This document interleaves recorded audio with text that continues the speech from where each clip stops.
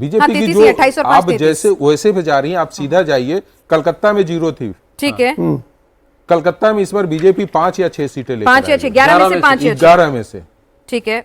अब जाइए हुगली में 18 में से 4 थी, इस बार मानकर चले कि 9 सीट से नीचे नहीं आ रही है बीजेपी हुगली में। अच्छा, तो ये यहाँ पे एक बड़ी बढ़ोतरी देख रही है। आप हम लोग क्या कर रहे हैं, पिछले कई बारों से ये डिस्कशन कर रहे हैं कि भाई मुस्लिम एरिया में क्या होगा।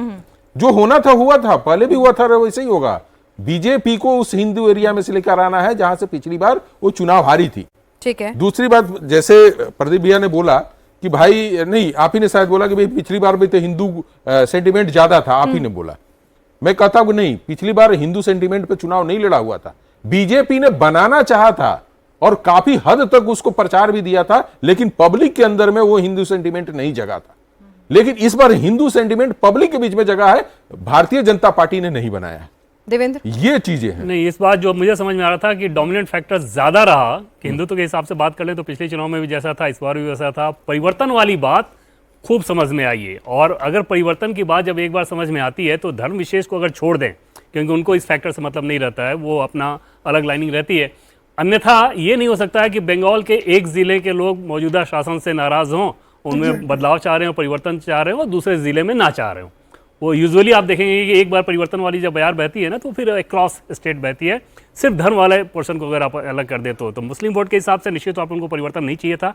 अन्यथा अगर आप देखें तो ज़्यादा वोकल नज़र आता था वो परिवर्तन वाली बात, बदलाव वाली बात। और अगर इस तरह के आंकड़े आएंगे तो उसमें सबसे अहम रोल वही रहेगा, जैसे मैंने पहले भी आपको बताया था कि जानबूझकर वैसे इश्यूज को बीजेपी ने उठाया जो सीधे सीधे गवर्नेंस से जुड़े हुए थे, क्योंकि बंगाल का जो भद्रलोक है वो कम्युनल पॉलिटिक्स को बिल्कुल यकीन नहीं करता, भले ही कितना भी धार्मिक हो, लेकिन राजनीति में धर्म के इस्तेमाल को गलत मानता था।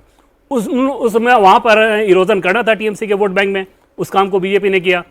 जितने सरकारी कर्मचारी थे, 7th पे कमीशन, रिक्रूटमेंट, इस तरह की चीज़ों को बात करना और इतना ज्यादा जोर देना, कितने राज्यों में आप इस तरह के नैरेटिव को देखती हैं? तो वो एक कॉशस अप्रोच था और उसका रिजल्ट मिलेगा। कोर्स करेक्शन बीजेपी ने सीधे सीधे किया, भारी वर्सेस बंगाली को खत्म किया, शुभेंदु को आगे करके हार्ड हिंदुत्व की जगह सॉफ्ट हिंदुत्व अप्रोच अपनाई और सीधे सीधे वो सीटें आइडेंटिफाई की थी जिसे कहते हैं कि भाई जो कोर है वहां नहीं भेज सकते, तो जो आउटर रिंग्स हैं जितनी भी रीजन्स की, जहां पर आप सेंधमानी कर सकते हैं, जहां पर हार जीत का मार्जिन जो है वो 20,000 से कम है, तो वहां पर फोकस शिफ्ट किया था। बताया मनोज जी ने, जो टफेस्ट नट टू क्रैक था। अगर कलकत्ता शहर में आधी सीटें बीजेपी जीत सकती है उनके आधी से अधिक, आधी से 11 में से 6 दे रहे हैं तो 0 थी पहले। देखिए एक तो बात मानिए कि लहर नहीं होगी, लहर नहीं थी ये यदि मानेंगे तो आप 170, क्योंकि 200 सीट का टारगेट यदि बीजेपी ने रखा कि हम 200 किसी कीमत पर लाना है, आप बताइए लहर होती अब टारगेट रखना चाहिए 300, तब आप 250।